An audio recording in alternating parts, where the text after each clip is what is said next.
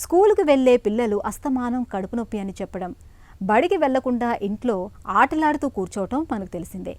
అయితే కొంతమంది పిల్లలకు నిజంగానే పొట్టలో నొప్పి అనేది పెద్ద సమస్యగా మారుతూ ఉంటుంది. ఇందుకు అజీర్తి మొదలుకొని మలబద్ధకం వరకు చాలా కారణాలే ఉంటాయి. పిల్లల్ని వేధించే కడుపు నొప్పికి ఒక్కోసారి అత్యవసరంగా సర్జరీ కూడా చేయాల్సి వస్తుంటుంది. పిల్లల్లో కడుపు నొప్పిని ఎప్పుడు పట్టించుకోవాలో, ఎప్పుడు అవసరం లేదో డాక్టర్ని అడిగి ఇప్పుడు తెలుసుకుందాం.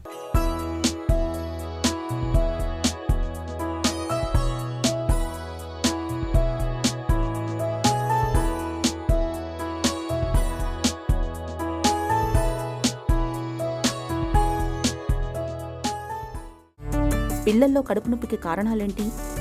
చిన్న బేబీస్లో ఆ అబ్డామినల్ డిస్కంఫర్ట్ కానీ పెయిన్ కానీ రావడానికి ఎస్పెషల్లీ ఫస్ట్ ఫ్యూ మంత్స్ బేబీస్లో రీజన్ ఏంటంటే ఒకటప్పుడు ఫీడింగ్ అది వీళ్ళు బేబీస్ తీసుకుంటున్నారు అని చెప్పి మనం ఎక్సెసివ్గా ఫీడ్ అది ఇచ్చేస్తూ ఉంటాం.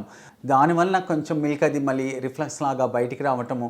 సో అట్లా ఓవర్ ఫీడింగ్ వలన కూడా ఆ అబ్డామినల్ డిస్కంఫర్ట్ అది ఉండొచ్చు. ఇట్స్ లైక్ అంటే ఒక టైం పెట్టుకుని ఫీడ్ అది ఇవ్వటం కాకుండా ఇట్స్ లైక్ డిమాండ్ ఫీడింగ్ లాగా, అంటే వాళ్ళకి ఆకలి వేసినప్పుడు, వాళ్ళు ఏడ్చినప్పుడు, వాళ్ళు ఫీడ్ కోసం అడుగుతున్నప్పుడు, డిమాండ్ చేస్తున్నప్పుడు ఇవ్వటం అనేది డిమాండ్ ఫీడింగ్. అట్లాగే ఇవ్వాలి, not based on the just టైమింగ్ని బట్టి కాకుండా.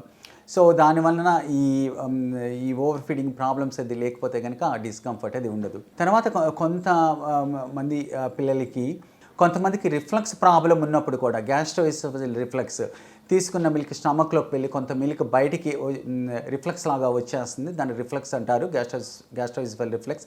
దానిలో కూడా డిస్కంఫర్ట్, అబ్డామినల్ డిస్కంఫర్ట్, చెస్ట్లో ఈ డిస్కంఫర్ట్ అది ఉండి పెయిన్ అది ఉండి పిల్లలు కొంచెం అన్కంఫర్టబుల్గా ఉండటము, ఎక్సెసివ్గా క్రై చేయటము చేస్తూ ఉంటారు. దానికి మెడికేషన్స్ వాడతాము.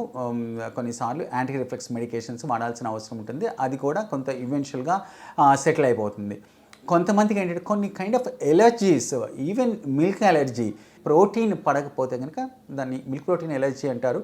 దాని వలన కూడా అబ్డామినల్ డిస్కంఫర్ట్, అన్సెటిల్డ్గా ఉండటము, పెయిన్ అది ఉండటము, దానివల్ల వాంతులు అవ్వటము, దానివల్ల కొంతమందిలో మోషన్స్ అవ్వటము, డయేరియా, కొంతమందికి స్కిన్ లీజన్స్, ఎగ్జిమా రావటము, కొంతమంది వెయిట్ అది పెరగపోవటము, ఇటువంటి సిమ్టమ్స్ అన్నీ ఉంటాయి.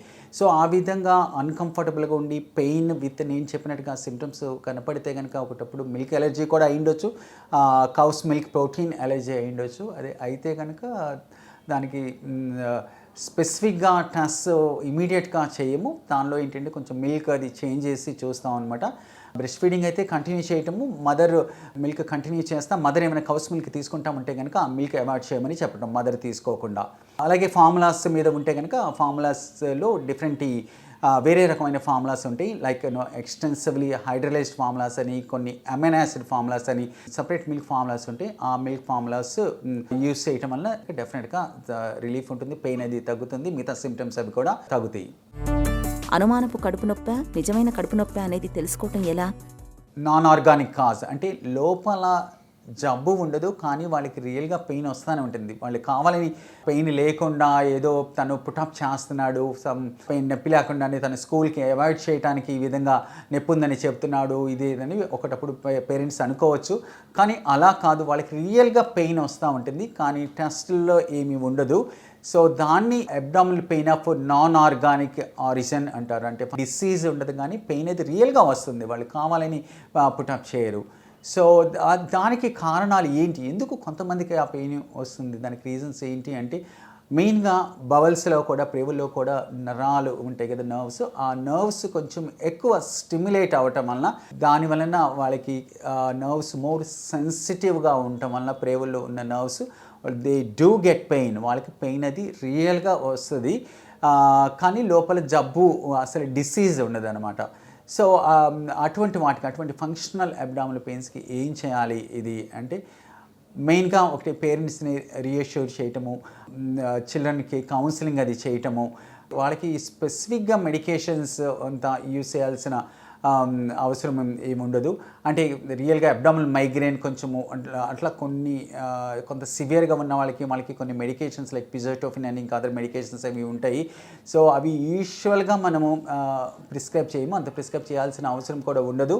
వాళ్ళని ప్రాపర్గా రీఅష్యూర్ చేసి పేరెంట్స్ కౌన్సిలింగ్, పిల్లలకు కూడా కౌన్సిలింగ్ అది చేసి స్కూల్ అది మిస్ అవ్వకుండా స్కూల్కి అది పంపించడము, దాని గురించి ఎక్కువ ఆలోచించకుండా ఉంటాము. ఇది చేస్తే యూజువల్గా దీస్ సార్ట్ ఆఫ్ పెయిన్స్ పెద్ద మెడికేషన్స్ ఏమీ యూజ్ చేయకుండానే ఈ ఫంక్షనల్ అబ్డామినల్ పెయిన్స్ సెటిల్ అయిపోతాయి. కాకపోతే పేరెంట్స్ రిపీటెడ్గా వస్తామంటారు, సార్ మీరు అలా చెప్తున్నారు కానీ వాడికి పెయిన్ అది తగ్గట్లేదు, ఏం చేయమంటారు ఇదనేది. అంటే దానికి అగైన్ మీరు ప్రాపర్గా కౌన్సిలింగ్ చేయటం, ఎందువలన వస్తుంది అనేది క్లియర్గా వాళ్ళకి ఎక్స్ప్లెయిన్ చేయటము, మెడికేషన్స్ వల్ల కూడా పెద్ద యూస్ లేదని చెప్పడం. So it's all about the counselling. Counselling ప్రాపర్గా అవ్వకపోతే దే వుడ్ షాప్ అరౌండ్ అనమాట.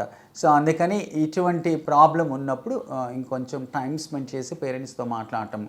సో ఎక్కువ ఈ రకమైన పెయిన్స్ యూజువల్గా సెటిల్ అయిపోతాయి. కడుపు నొప్పిని ఎప్పుడు పట్టించుకోవాలి? కొంతమంది పిల్లలు ఎక్యూట్గా అబ్డామినల్ పెయిన్ అది వస్తుందంటే పెయిన్ అది చాలా సివియర్గా రావచ్చు. దాంతోపాటు పెయిన్తో పాటు నొప్పితో పాటు దాంతోపాటు వామిటింగ్స్ అవ్వటం, ఫీవర్ కూడా అట్లా ఉండొచ్చు అనమాట. యూజువల్గా right side pain, right side అబ్డామిన్లో కింద భాగంలో పెయిన్ వస్తుంది అనమాట. సో అలా పెయిన్ వస్తే కనుక డెఫినెట్గా పీడియాట్రిషియన్ దగ్గరికి వెళ్ళటము, ఎగ్జామినేషన్ అది చేస్తారు. అది అపెండిసైటిస్ కావచ్చు, ఎక్యూట్ అపెండిసైటిస్ కావచ్చు. సో ఎగ్జామిన్ చేసి అది అపెండిసైటిస్ లాగా అనిపిస్తే కనుక డెఫినెట్గా సర్జికల్గా వెళ్ళాల్సిన అవసరం ఉంటుంది మోస్ట్ ఆఫ్ ది టైమ్స్. పిల్లల్లో కడుపు నొప్పికి చికిత్స ఎలా ఉంటుంది? అడాలసెంట్ ఏజ్ గ్రూప్ అంటే టీనేజ్ చిల్డ్రన్లో కూడా పెయిన్ అది కొంతమందికి రైట్ సైడ్ పెయిన్ వస్తూ ఉంటుంది, కొంతమందికి లెఫ్ట్ సైడ్ పెయిన్ వస్తూ ఉంటుంది. సో ఆ విధంగా రైట్ సైడ్ పెయిన్ అది వచ్చి రైట్ సైడ్ అబ్డామినల్ కింద భాగంలో పెయిన్ వస్తే దానికి డిఫరెంట్ రీజన్స్ ఉంటాయి. అంటే వేరే రకం ప్రాబ్లమ్స్, జబ్బులు, విధంగా ఇన్ఫ్లమేటరీ బబల్ డిసీజ్ అంటారు. అంటే Crohn's disease, inflammatory bowel disease అని. అంటే లోపల ప్రేవుల్లో ఇన్ఫ్లమేషన్ అది ఉండటం వల్ల, క్రానిక్గా ఇన్ఫ్లమేషన్ అది ఉండటం వలన పెయిన్ అది ఎక్కువ రోజుల పాటు, ఎక్కువ వారాల పాటు కంటిన్యూ అవ్వటము. దాంతోపాటు వేరే రకం ఇబ్బందులు కూడా ఉండొచ్చు అనమాట. కొంతమందికి వెనకాల యానల్ రీజియన్లో యాప్సిస్ ఫామ్ అవటము, కొంతమందికి ఫిస్టులాస్ అని, కొంతమందికి జాయింట్ పెయిన్స్ అని, కొంతమందికి ఐస్లో ఇబ్బందులు, కొంతమంది నోట్లో అల్సర్స్ రావటము. సో అట్లా రకరకాలుగా పెయిన్తో పాటు అవి కూడా ఉంటే కనుక అది ఇన్ఫ్లమేటరీ బబల్ డిసీజ్ అవ్వటానికి అవకాశం ఉంది. సో అలా అనిపిస్తే కనుక దానికి సంబంధించిన బ్లడ్ టెస్ట్లు, తర్వాత ఎక్స్రేస్, తర్వాత ఎండోస్కోపీ, కొలనోస్కోపీ చేసి బయాప్సీస్ అది తీస్తే కనుక అది inflammatory bowel disease, Crohn's disease ఉంటే కనుక అది కన్ఫర్మ్ అవుతుంది.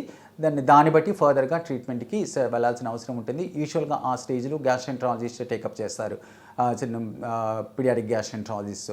అలాగే కొంతమందికి పెయిన్ అది ఉండి ఎడమ చేతి పక్క పెయిన్ కానీ, తర్వాత దాంతోపాటు మోషన్స్ అట్లా ఎక్కువ రోజుల పాటు అట్లా మోషన్స్ అట్లా అయిపోతా ఉంటే కనుక ఒకటేమో ఇన్ఫెక్షన్ వల్ల అయి ఉండొచ్చు, లోపల గ్యాస్ట్రెంటైటిస్ అయి ఉండొచ్చు, లేకపోతే ఏమైనా కోలైటిస్ అవ్వచ్చు. అంటే పెద్ద ప్రేవుల్లో ఇన్ఫెక్షన్ వచ్చినప్పుడు కూడా ఆ విధంగా ఎక్కువ సార్లు మోషన్స్ అయిపోవటము, పెయిన్ విత్ మోషన్స్ అవ్వచ్చు అనమాట. యూజువల్గా సమ్ ఇన్ఫెక్టివ్ కోలైటిస్ అయితే కనుక విత్ యాంటీబయాటిక్స్, విత్ సపోర్టివ్ ట్రీట్మెంట్తో సెటిల్ అయిపోతుంది. డీహైడ్రేషన్ ఉంటే కనుక డీహైడ్రేషన్ కరెక్ట్ చేస్తాము, దానికి ఫ్లూయిడ్స్, ఐవీ ఫ్లూయిడ్స్ అవి స్టార్ట్ చేసి దానికి తగినట్టుగా ఇన్ఫెక్టివ్ ఇదైతే కనుక యాంటీబయాటిక్స్ యూస్ చేస్తే అవి సెటిల్ అయిపోతుంది. అలాగే ఇంకా అదర్ ఇన్ఫెక్షన్స్ లైక్ అమీబియస్ అని, జియార్డియాసిస్ అని, ఇంకా అదర్ ఇన్ఫెక్షన్స్ వలన వచ్చిన పెయిన్ అయితే కనుక దానికి తగినట్టుగా దానికి సంబంధించిన treatments, antibiotics and all use చేస్తే సెటిల్ అయిపోతుంది. పిల్లలు తరచూ కడుపు నొప్పి అని చెప్తున్నప్పుడు తల్లిదండ్రులు సీరియస్గా తీసుకోవాలి. డాక్టర్ని సంప్రదించి తగిన పరీక్షలు చేయించాలి. అపెండిసైటిస్ వంటి వాటికి సత్వర వైద్యం చాలా కీలకం.